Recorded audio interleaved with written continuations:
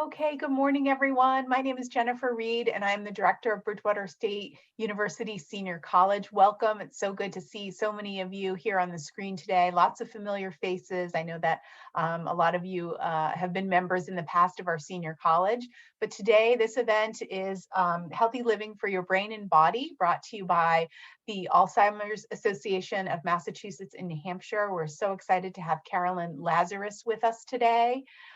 Before we get started though, if you'd like, please put your name and where you're from in the chat, and maybe the best thing you've done so far this summer, or something you're enjoying this summer in particular, whether it be food or seeing an old friend or whatever you're enjoying this summer. So your name, where you're from, and some fun fact about your summer.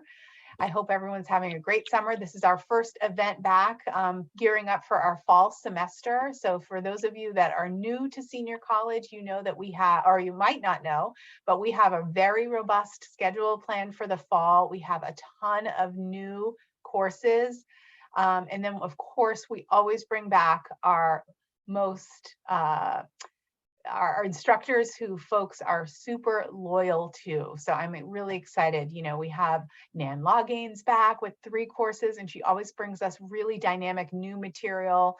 Dr. Michael Krasanik is back.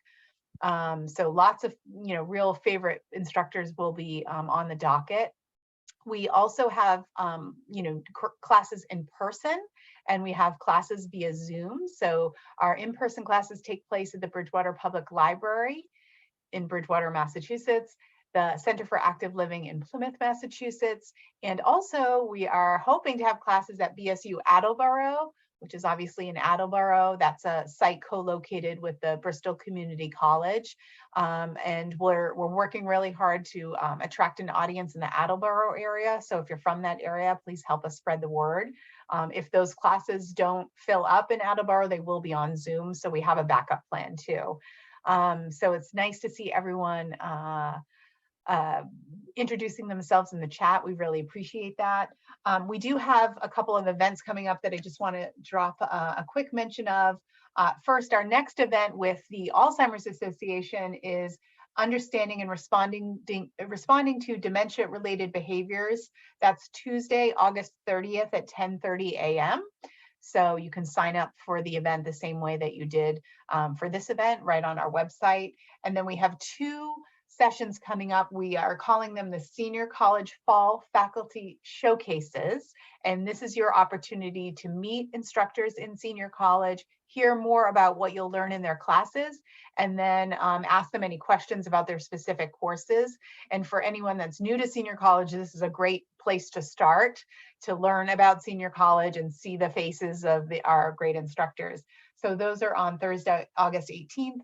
At 10:30. And of course, this is all on our website, which I'm going to now just pop in our chat. So you can just go over to the website too, and you don't have to write anything down. And then the second one is the 23rd of August at 1 p.m. And again, you do need to RSVP to all of our events so that you can get the Zoom links, which I emailed to you like a day or 2 before the events. So without any further ado, I would like to introduce us to our speaker today, Carolyn Lazarus, and she will have the floor. And Carolyn, feel free to introduce yourself and share anything you'd like about the Alzheimer's Association. And also let us know if you want us to put questions in the chat and then wait till you're done, or how you prefer us to proceed.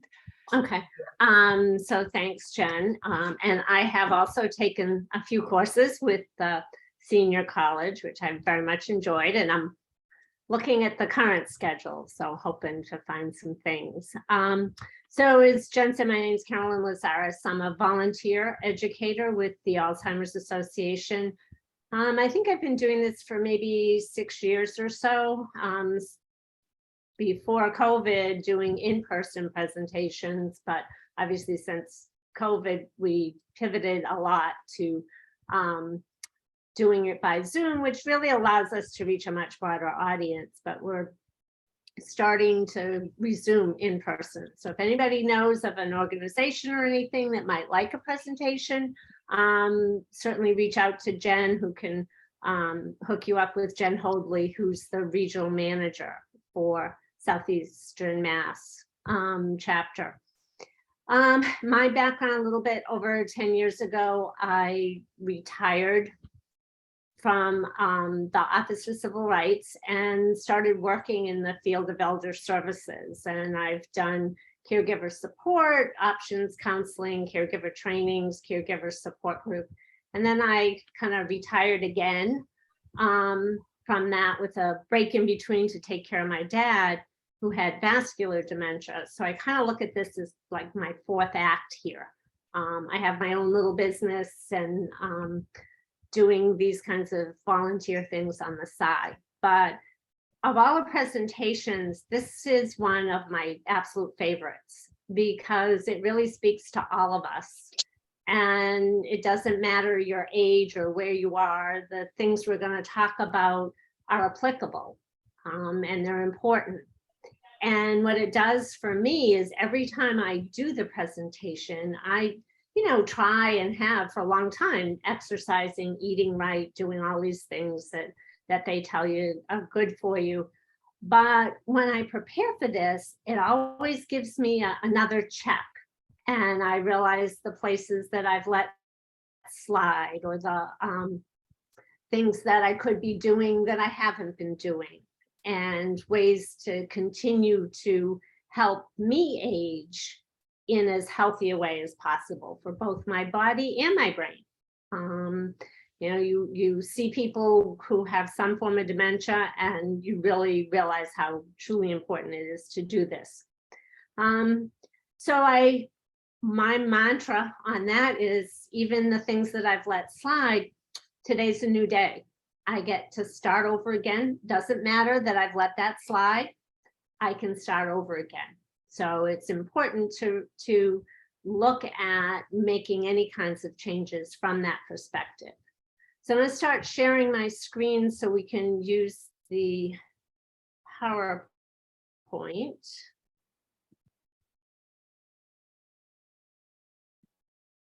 And please let me know if there's anything with the videos. There's a couple of videos if you can't hear them. The group is small, so I need to show the video panel. So I'm totally fine if people want to ask questions as we go along. You can also put them in the chat and we can talk about them at the end, and certainly make sure that we have time for that. So the purpose of this program is to give you some tools to help your brain and your body age as well as possible. Our objectives for today are to identify some of the reasons for taking care of ourselves as we age. And there's kind of 4 areas that we focus on: physical health and exercise, diet, nutrition, cognitive activity, and social engagement. And we talk a lot about the research that's being done, and honestly, almost every day there's some other research being shared in generally one of these areas about the importance and the impact that paying attention to these areas can have on people's cognitive abilities. There's also a workbook that Jen will be sharing that can kind of help you plan what you're going to do. And it's really important to think about planning. Several reasons. When we write something down, we're much more likely to do it. When there's a quote from Antoine Saint-Exupéry, who wrote The Little Prince, a goal without a plan is just a wish. And I think of that often as I'm going to do this. And okay, but how are you going to do that? You need to think of a plan. So the workbook can be really helpful in doing that. So first, we're going to talk about aging and health. And there are many factors that kind of contribute to how we age. So we all, in certain areas, age the same way. And that we all have much more difficulty getting up off the floor than we used to. Most of us, unless we get the benefits of a dye bottle, have gray hair, and there's gray hair under there. Our eyes, I often think this is the one that you see the most often. Just think of readers, they're everywhere. Every kind of store sells readers.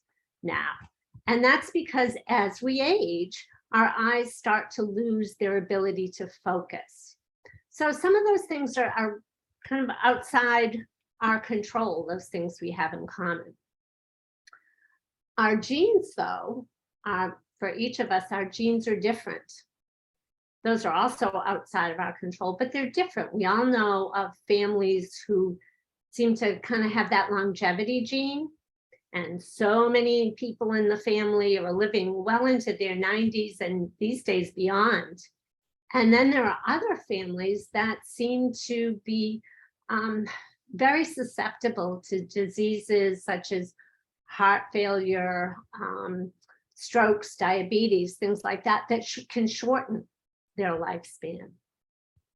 And so those are very different. But there are a couple of areas that we can have an impact on. One is our environment and the other is our lifestyle. And so our lifestyle choices may be able to help us keep our body and our brain healthy. And it can do so in a way that can, in some circumstances, overcome those predispositions to things like heart disease. And always remember, was it Jim Fox? Now I can't remember his name. Really started the whole running movement, right? Big. And he started because his dad died really early from heart disease. He died earlier than he should, but he lived longer than his dad did. So that's really important that we think about our lifestyle and our environment. So first I'm going to talk about the brain, which is such an incredible organ. You think of the size, a healthy brain weighs about 3 pounds. And yet that brain is the control center for the whole body. It's what allows us to see, to form memories, to feel emotions, to breathe, to move our hands, to get up and walk. So it's so important to keep it healthy. And how does it do that? Well, it does it through this vast network of 100 billion. I don't know how they know it's 100 billion, but that's what the presentation says.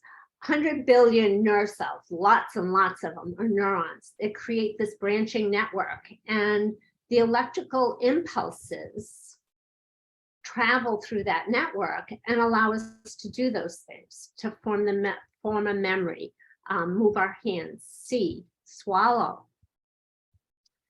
And diseases such as Alzheimer's destroys those cells. It causes it so that those connections are not made, and that starts, and depending on the part of the brain that the disease is in, that causes the person to not be able to function in certain ways. So we've known for some time, and if you think, the Framingham Health Heart Study, they have talked about this, about how cardiovascular activity can help your heart. And we know that the heart, 25% of the blood flow from every pump of the heart goes to the brain. And the brain needs that blood and oxygen in order to function. So it just goes to say that if our heart is working well, then that good blood flow is getting to the brain and it will help keep our brain healthy. So this presentation is not about Alzheimer's and dementia, but it does help to understand the basics and kind of understand the terminology. Often find there's a fair amount of confusion about whether dementia and Alzheimer's are the same thing. Are they different? Had somebody, caregiver, say to me once, "Oh, thank God we went to the doctors and the doctor said it's only dementia, it's not Alzheimer's."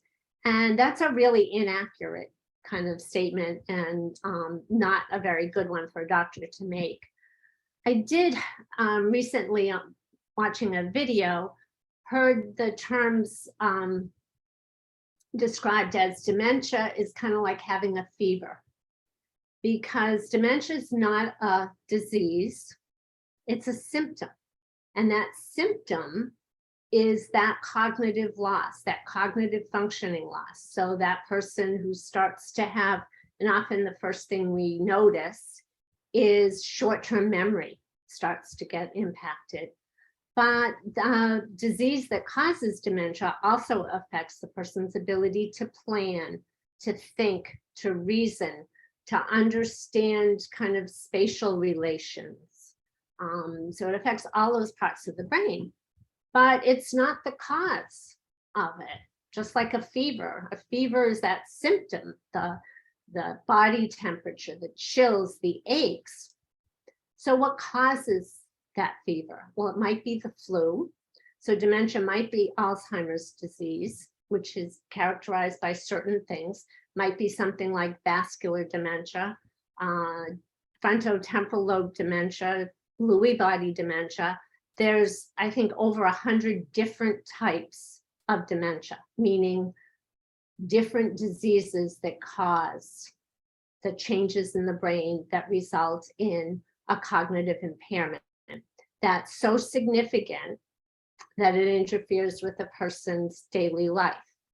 You'll probably start to hear a lot more about something called mild cognitive impairment, or MCI.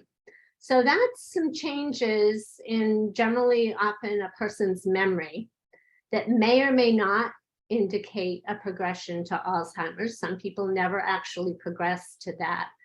But the changes are not so significant as to interfere with their daily life. So they're still able to, drive to the store.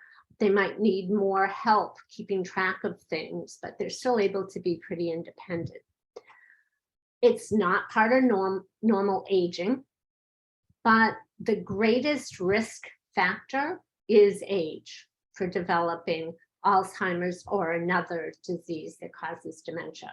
Genetics can also contribute. Head injury, and we all have heard about CTE and the football players and other sports players. I saw a recent study that research study that's feeling that CTE is caused more by the strength of the impact rather than the number of years that the person played. So again, those hard hits. Cardiovascular factors, it gets back to if our heart functions well, we're getting that good blood flow to the brain. And fewer years of formal education. So with this one, it seems to be that formal education helps create more pathways. And so when some of the pathways get damaged by a disease, the person has many other pathways that can be used. So often dealing with people, there would be people who had, very high levels of education, very responsible jobs, and were showing signs of cognitive loss. And people would say, well, they had a great cognitive reserve. This has been going on a long time, but they were able to hide it or compensate. Another school of thought in terms of the formal education is that it may also be related to socioeconomic factors, meaning that people who have more formal education are also more likely to have better access to good health care. And therefore conditions that might go untreated in someone else get addressed and remedied. So as we all know, currently there is no treatment for Alzheimer's. Alzheimer's accounts for about 60 to 80% of all dementias, which is why you hear Alzheimer's mentioned the most. It can be just Alzheimer's, but it can also be Alzheimer's and another form, such as vascular dementia. They also believe that the changes in the brain happen 10 to 20 years start to happen 10 to 20 years before a person shows symptoms or signs. So that's why it's never too late to start working on some of these things that might help our brain stay healthy. So, there's so much research going on. You can find out lots more. The Alzheimer's Association, there's a Science Hub app, you can get information about current research that's going on. There are some things, though, that can help the symptoms to help the person lead a better quality of life. So now that we know why this is important and the real thing that it can do for us, we're going to talk about these 4 areas. Because there are some strategies that you can use that can influence how you age and how you can help your body and your brain stay healthy. So certainly the last 2.5 years have brought lots of challenges for things like social engagement and even diet and nutrition. You know, you're stuck at home or you're not feeling well. I don't know if you were on earlier, you heard Jen and Jen Hoadley from the Alzheimer's Association talk about losing their taste buds and smell because of COVID, but they're still eating chocolate because you just have that, it's comfort. You mentally feel it, it's comfort. But COVID also brought us lots of opportunities to do things differently, brought us look at Zoom and look at all of the people that are able to participate and from all over the place now. So we have to learn. And when we do things differently, I often say, you know, 2.5 years ago, I had never even heard of Zoom. And now, you know, doing a presentation on Zoom and sharing the screen and figuring all this stuff out has most of the time come relatively easily. It's not without its challenges sometimes, but so the 4 areas that both the focus of this presentation and that also really seem to be the focus of the research that's happening now is physical health and exercise, social engagement, diet, nutrition, and cognitive activity. So the 4 pieces of the pie. And the more you can combine activities from more than one piece of the pie, kind of, again, the more bang for your buck that you get, sort of like team. You know, we all achieve more when we work together as a team. So we'll all achieve better results if we can combine some of these things. So first one, physical activity. So cardiovascular activity may reduce the risk of cognitive decline. And there's lots of research in this area. And it's been around for quite a while. Many researchers believe that if you can only do one thing, it's cardiovascular activity. But we think that it's really important to add the other 3 as well, that you want to do that. Regular vigorous exercise makes that heart pump more and gets that blood flow to the brain. It may also help with reducing risk factors for things such as diabetes, high blood pressure, and high cholesterol. All things which there are things that affect our physical health, but those things also affect our brain's health.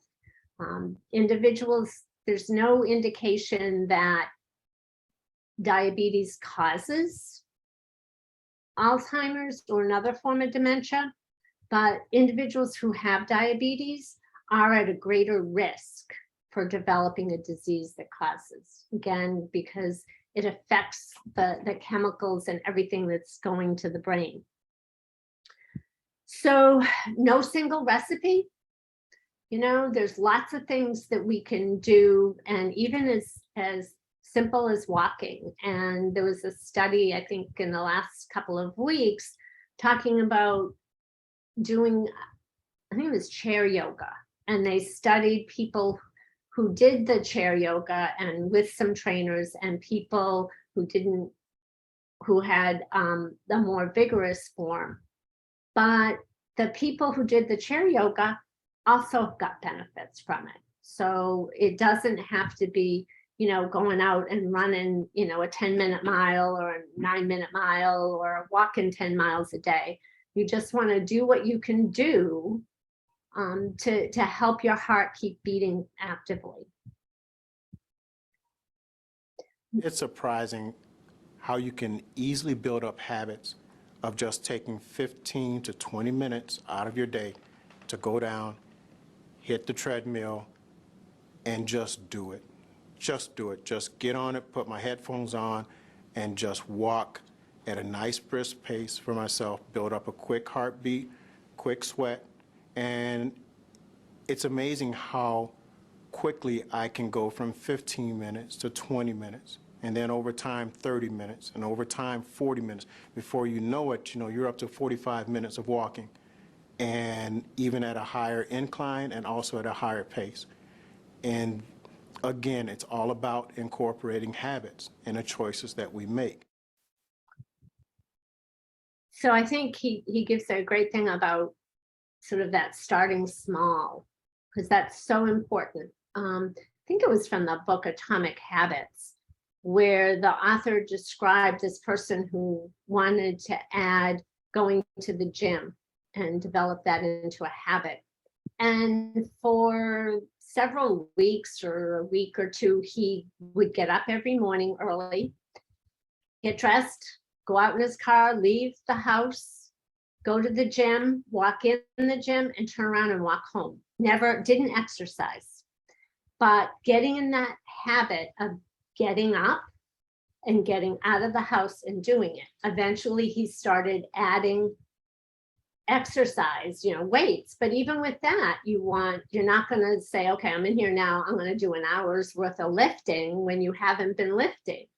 You're going to may hurt yourself, you're going to get bored, you won't like it. You want to start in a way that's going to make you successful. I think, to me, that's one of the most important pieces of developing a new habit, is to do it in a way that's going to bring you success and bring you affirmation that this is a good thing to do. I'm going to keep doing this because I like this. Because we all feel good when we're successful, but we sure feel lousy when, we think of ourselves as a failure, which is why when I kind of fall off the path, I try not to think, oh, you haven't done X or you haven't been doing this. It's like, okay, now's another new day. I get to start all over again and try and do better. Doing something you like. I think you want to obviously do something you like because you're more inclined to do it, but also be open to trying new things and experimenting. My grandson, this is a couple of years before COVID, went camping with some friends to this place in Foxborough. They were sleeping overnight with the family. And the first day was wonderful. They were biking, playing basketball, running around. He had a wonderful time. Great, great. Next day, all the other boys, I think there were 3 other boys, were fishing. Well, that lasted an hour and a half. He's like, get me out of here. Come get me. I can't stand this. A couple months later, for whatever reason, his dad says, let's go. We're going fishing. Well, fell in love with it. His next birthday, where were we for his birthday present? Bass fish shops, buying all his tackle gear. And 3 years later, and he still fishes.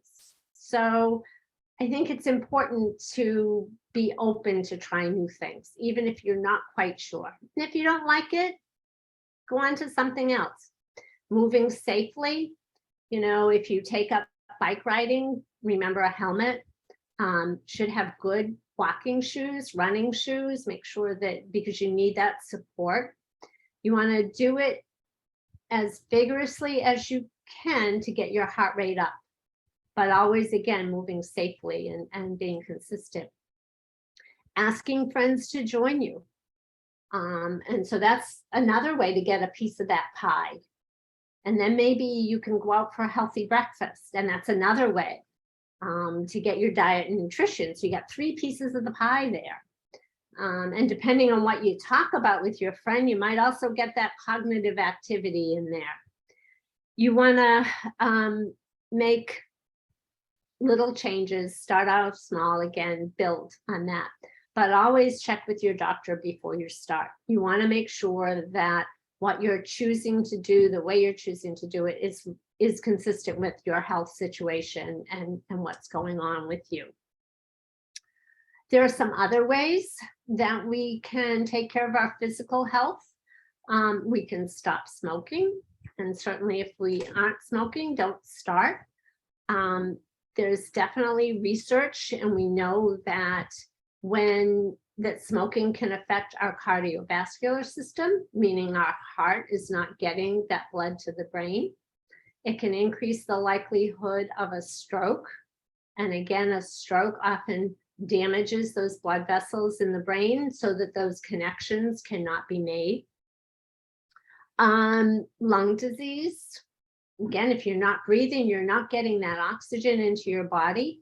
If you think about if a person is really short of breath and is having trouble breathing for not because of smoking, but for some other physical condition, they can often become very confused because their brain's not getting that oxygen, so the brain can't function.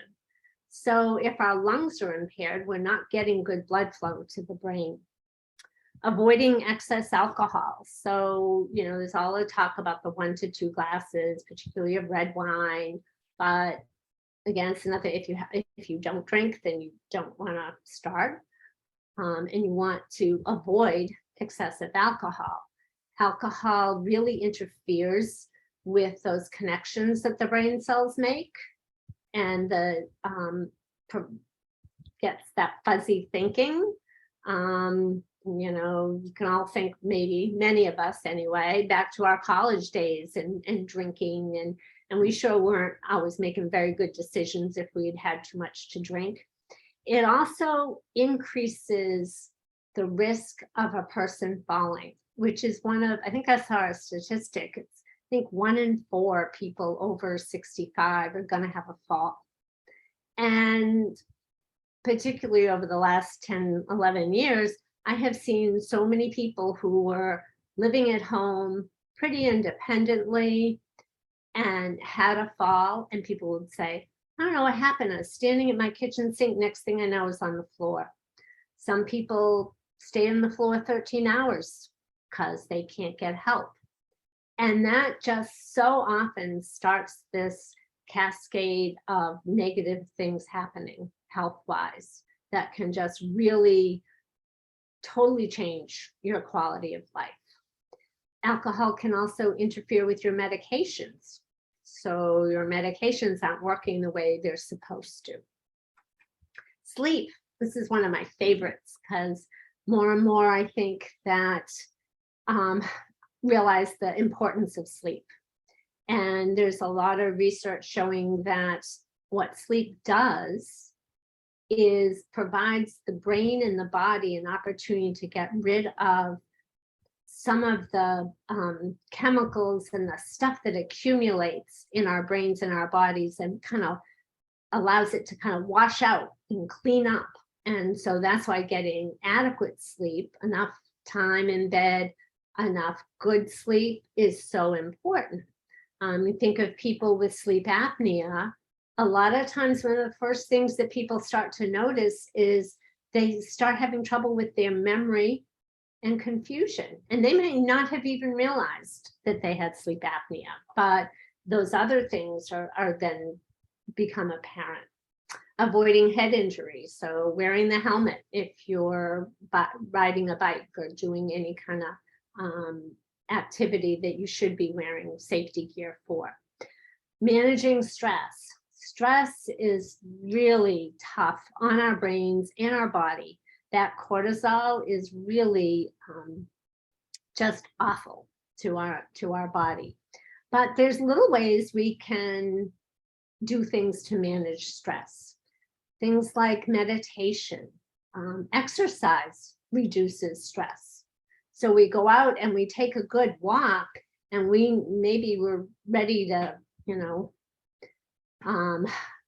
hang our spouse out the window, but we go take a walk and we come back and, not in this kind of weather, but it's nice and we get the sunshine and the good air, and we feel so much better when we come back. You can kind of pound out some of that stress on the pavement. Couple of deep breaths.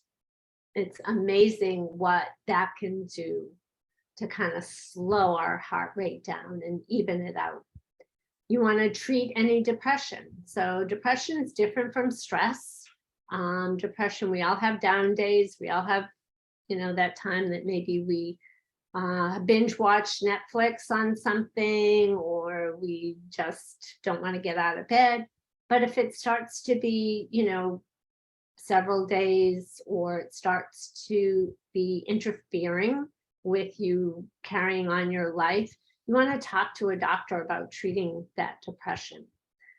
Sometimes people who are depressed also have memory problems, and depression can be treated if the cause of those memory or confusion problems is a disease that causes dementia. There's not a lot of treatments, but maybe it's depression, and treating that depression can improve their cognitive functioning. And visiting your doctor regularly.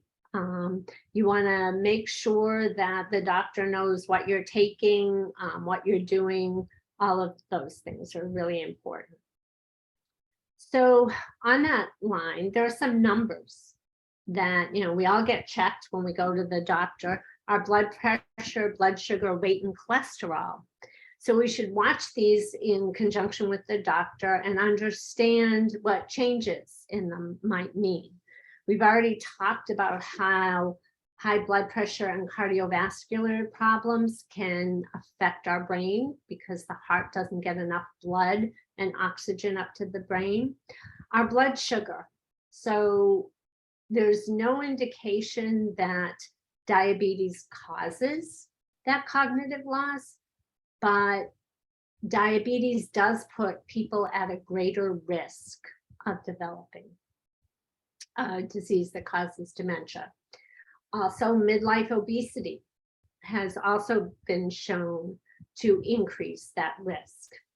And although cholesterol, I guess the studies are somewhat mixed in this area, but we know that when people watch their cholesterol and control those numbers, their heart works better. And if our heart is working better, that good blood flow is getting to the brain. And so that's why it's really important to watch these numbers and that they mean something. Diet and nutrition. So we know that our bodies and our brains need fuel, and good nutritious and our good functioning body is going to help our brain be healthy. And so nutritious food is good for our brain. So there are some couple of diets. One is called the DASH diet, which is dietary approaches to stop hypertension. And the other is the Mediterranean diet, which we all know about that study. They looked at 1.5 million people around the Mediterranean and their diet, which tended to be, rich in fish and olive oils and fruits and nuts and things like that, and found reduced risk of heart disease, cancer, and even Parkinson's and Alzheimer's. So those are a couple of important things. There's also, which it's not included on these slides, but it's kind of starting to get more focus, a diet called the MIND diet, M-I-N-D. And the research there has been showing that it's more effective than the Mediterranean or the DASH diet, and that in part it focuses on certain aspects of those two diets that are better or more effective at addressing some brain health. And so there's starting to be a lot more research. There's like 1 million cookbooks already on Amazon about it being something that's good for brain health.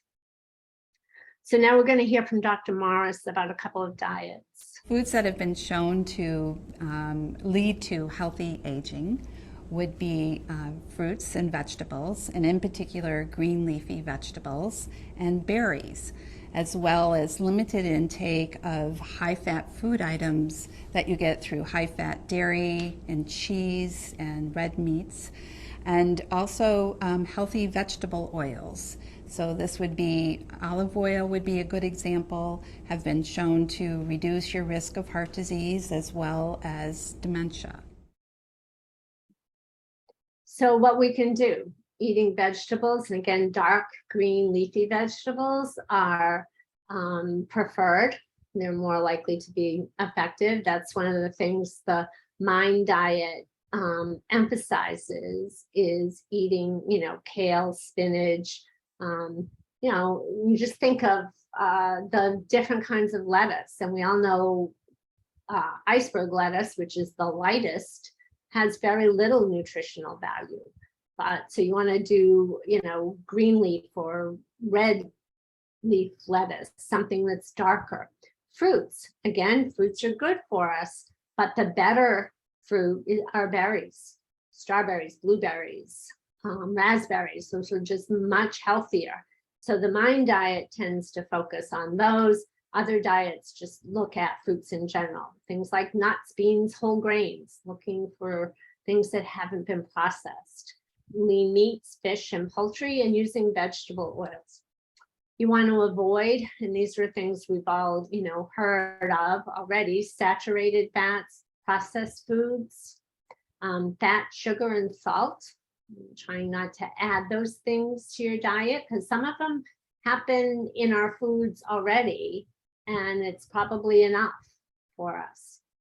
Deep fat, fried foods, and unhealthy fast foods. And I always think when we come to this, the unhealthy fast foods, a number of years ago, it just would have been fast food, because you go to a fast food place, your only option would have been, the hamburger and fries. But there are places that you can get, because that's what life is. Sometimes we have to grab something quick, that you can get something that's at least a little bit healthier than a burger and fries.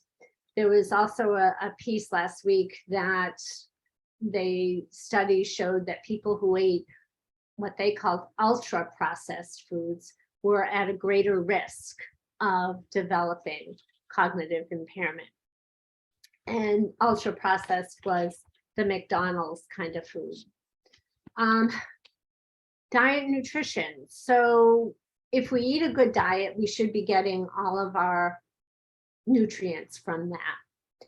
And although there are some studies that suggest supplements such as vitamin E and C, B12, folic acid may help with reduce the risk of cognitive decline, we don't want to start taking those unless we've talked to our doctor and we know what our body actually needs, because some of those supplements our body stores, if they in excess, doesn't get rid of them, and that can be very unhealthy to have those nutrients stored in our organs. The other thing is to, every time I go in to Walgreens or CVS or, even the grocery store, the section on the brain health supplements seems to grow. It's just like everywhere. And I saw an ad last week for one of them that promised to return you to your memory to what it was, I think 10 or 12 years ago, just by taking a couple of months of these pills. Now, I mean, really, that's the likelihood that that's true is remote, if probably non-existent. And it's never, none of those claims are studied by the FDA or any kind of testing. So you really want to, and they're very expensive, to take those things every single day is a lot of money. So you want to be careful about those kinds of claims. So next area, cognitive activity. So what cognitive activity is anything that engages your brain. So this is cognitive activity. Your courses at Bridgewater are cognitive activity. The crossword puzzles that you do, even things like watching the news or engaging in conversation about current events with somebody. Those are all things that stimulate our brain and cause that blood flow, because the brain has to work harder. And again, it's believed that doing this creates more pathways.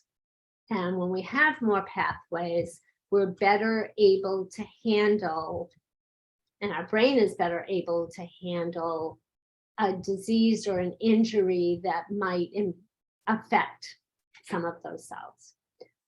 It's one of the things about cognitive activity is to do something different. So I do not do puzzles. I am not a puzzle person, never have been. Even Wordle gives me high anxiety. Just can't do it. Could never do Sudoku. But I've been trying, and I haven't done it consistently enough. But again, this is one of the things I like about doing this presentation. I kind of call myself on this, and I need to kind of get back.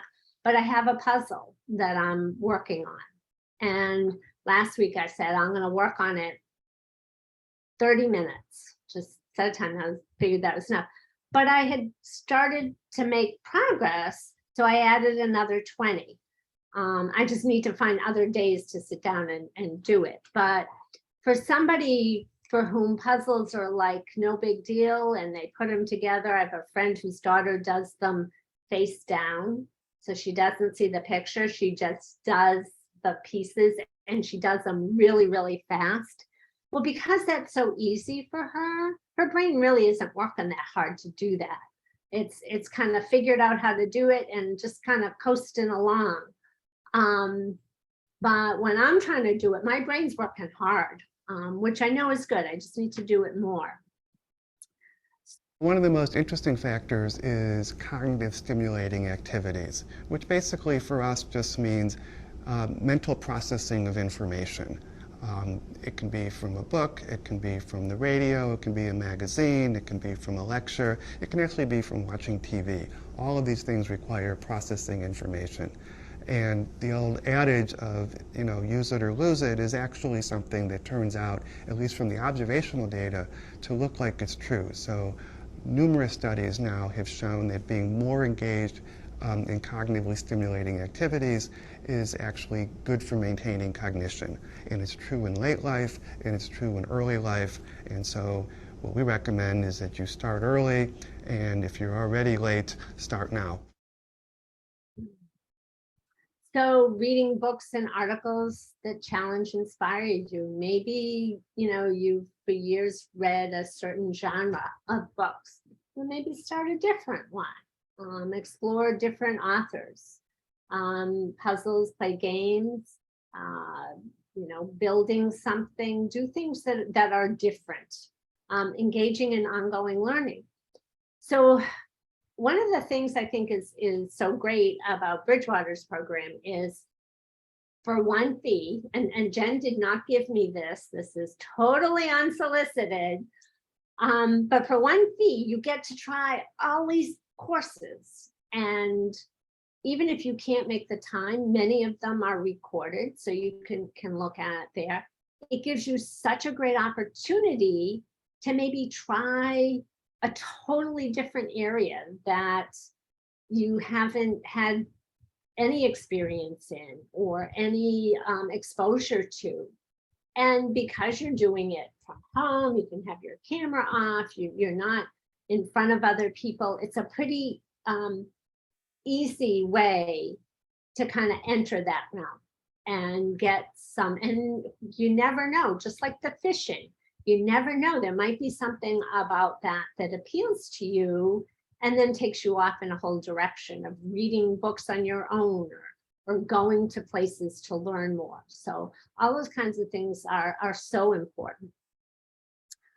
Social engagement. So we know that social engagement is associated with people living longer and with fewer disabilities. We know certainly the first year of COVID had, and I think we're going to see so many research studies, but it had a profound effect on individuals with the isolation. And for so many people who were already experiencing cognitive loss at the start of COVID, they really seem to progress much more quickly than you would have expected.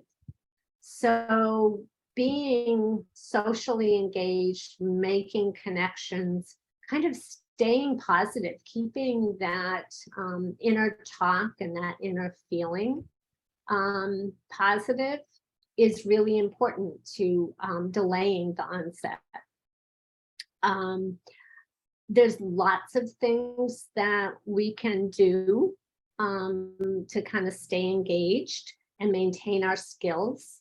Maybe in our pre-retirement life, we worked for an agency and we reviewed grants. Well, maybe there's a local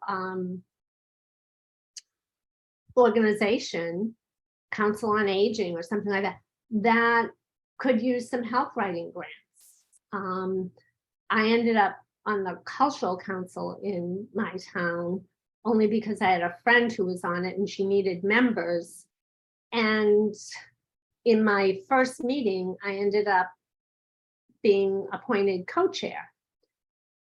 She now has had to take a year off and I'm still co-chair, but it does tap into things that I did pre-retirement, kind of trying to keep trains running, keep things organized, keep things moving. And sometimes it's like, oh, why am I doing this? But most of the time it's good. It's good for me. It keeps me engaged and keeps up those skills that I had that, I may not have been using, but I don't really want to lose. Visiting with friends and family, engaging, staying involved in the community, volunteering. There's lots of things to do to volunteer. Sometimes it takes some digging to find them. I think AARP maybe has a volunteer list, and joining a group or a club. Book groups, even, there are book groups who happen virtually now. So then you want to put all four pieces together, because that's really how you're going to get the biggest bang for your buck. Remember, every day is a new day. So you want to get moving. Motion is lotion. I think more and more I realize how self-talk can be really powerful in sort of setting how I look at things, my attitude. Used to say to my grandkids all the time, smile, your belly will feel better. And it's true. It would make them stop crying. It would get them to focus on something other than what was making them cry or yell at each other. Eat right. And keep your mind active and stay connected, and combine the other four all together. That's the best bang for your buck. And again, you want to start in ways that are, if you haven't been doing things, start in a way that's going to make sure you're successful. So Dr. Thies is going to talk about a recent study. Recently, at the Alzheimer's Association International Conference, there was a study reported of the results of a large clinical trial that was done in the Scandinavian countries. And in this trial, they took half the people in the trial and they adjusted their exercise level, their diet, their social engagement, and their mental stimulation. They developed programs for each one of those variables, changed all of those for the people that were in the test group, and the control group just lived as they had been. And what they found was that the test group had less conversion to mild cognitive impairment, which is a preliminary stage of Alzheimer's disease. To my mind, one of the things that this has done is that it's changed the force of recommendation that we might make around the benefit of these interventions for prevention of Alzheimer's disease or for brain health. And the fact is that I think it's moved it from possibly exercise, diet adjustments, social engagement, mental stimulation are useful, to probably. And that's a big change and makes it easier for people to make those kinds of adjustments for the benefit of their future health. So what can you do now? So maybe, you do physical exercise, but maybe with this presentation, you're realizing, maybe I need to focus a little more on my diet and nutrition, or, you know, I tend to do the things that I like that are easy for me. Maybe I should look for something that's a little more challenging. So maybe today's a good day to start thinking about what can I do? Start small and build, doing what you enjoy so you stick with it. And I would always add, try something new, making those healthy choices, making a plan.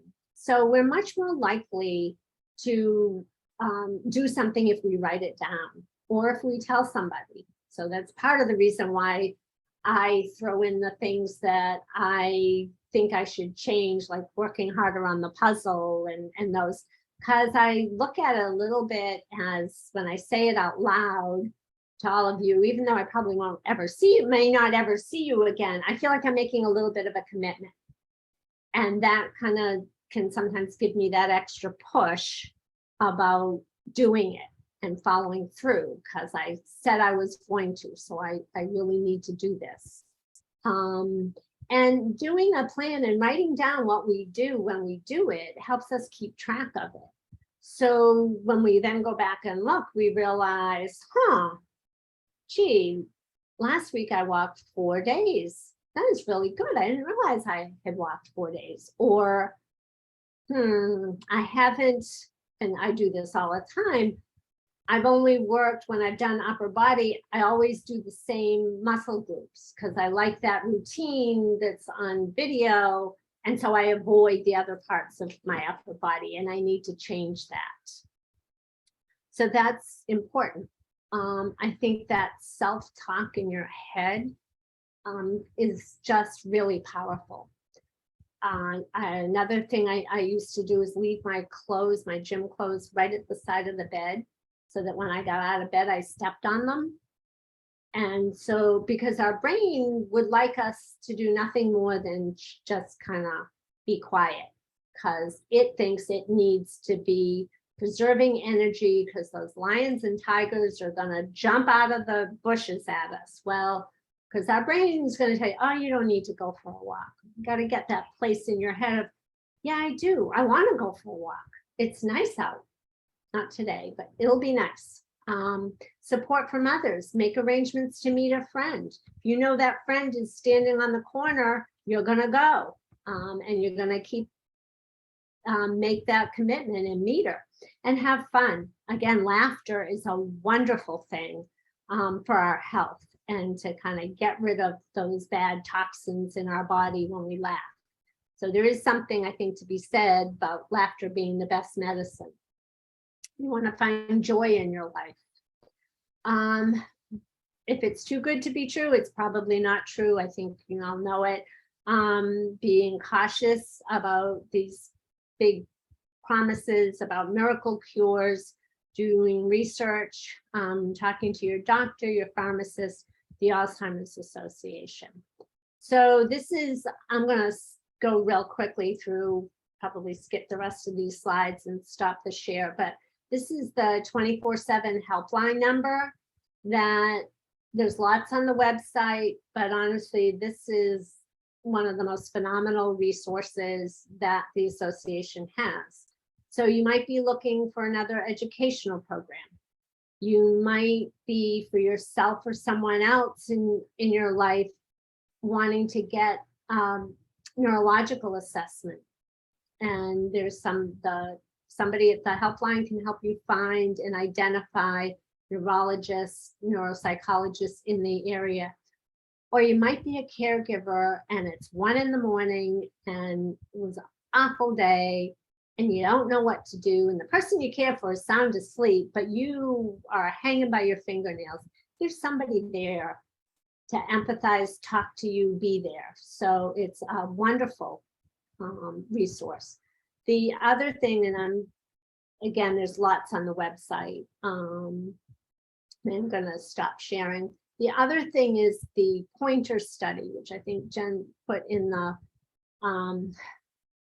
chat box, the phone number. So that's a national study, but one is taking place in Rhode Island, but it's looking at these issues about exercise and nutrition and they're looking for people to participate in the study. So just throwing it out there if you think that's anything you might want to do. And the thing is, you get support for making some changes in your life, and that's always good. So any questions? That's the end of the presentation. Thank you so much, Carolyn. This was so helpful, informative, and thorough. And it's, I know that we all know bits and pieces of this, but to see it put together in this visual circle and with your commentary is so helpful. So I see that Cornelia has a question. Cornelia, go I ahead. have a question. Carolyn, you had mentioned the term vascular dementia. Yeah. When I was young, was that hardening of the arteries? Is that what they called it? Probably, but it probably wasn't that. It very well could have been Alzheimer's. I think a lot of what, I mean, if you think back when we were young, you really didn't hear people talk very much about Alzheimer's. It was that senility or hardening of the arteries. It is probably a vascular problem. I don't know. I've not ever heard, you know, that direct relationship, but I think, you know, that's not a term that's used anymore, hardening of the arteries. But it makes sense. But again, with oftentimes it's really had been really difficult until recently to know what the disease was that was causing this. When I started in this field 12 years ago, I think the only way you could know if a person had Alzheimer's was when they were dead, just like CTE, and they biopsied the brain and they could see the plaques and tangles that are hallmarks of Alzheimer's. Today, though, there's a lot of tests and scans where they can now see the amyloid, and so they know that it's Alzheimer's that's causing this, versus the scans may show the broken blood vessels and things from a result of maybe small strokes, or that the disease, the damage to the brain is happening in the frontotemporal lobe, which, you know, there's a lot of similarities, but there are some differences between presentation and types of dementias. Carolyn, thank you so much. Thank you also for the plug. You know, I can't help but, you know, feel that senior college and brain health go hand in hand. You know, this semester we have a great class on model railroads, which I just think would be great. Maybe more men might be interested in that class, but, you know, a hands-on activity. In the past, we've had courses on origami, again, a hands-on activity, and then all of our classes, you know, political discussion groups. We have what we were talking about before we got started, our Happy Yappy Hour, which is a meeting every other Wednesday where people just get together. If they want to bring a cocktail, they can, they don't have to. And people just, they find out they have all these mutual connections that they never realized. Maybe they grew up in the same neighborhood in Boston, those kinds of things. And they end up meeting outside of the Zoom space in physical and it's just been amazing. So shameless plug, senior college, check us out on our website. And we just have one on meditation too. Yes, we do. Yeah, Again, this is something I didn't think would be of interest to the age range, and that's why I never censor. I let every class go, and that's one of our most popular classes with Laura DeSimone. It's incredibly popular. And so, there's so many opportunities for folks to be connected with over 30 classes. So, all right, everyone, thank you so much, Carolyn. Thank you for having me. Check us out online. Thank you. Bye-bye. Bye-bye. Thank you.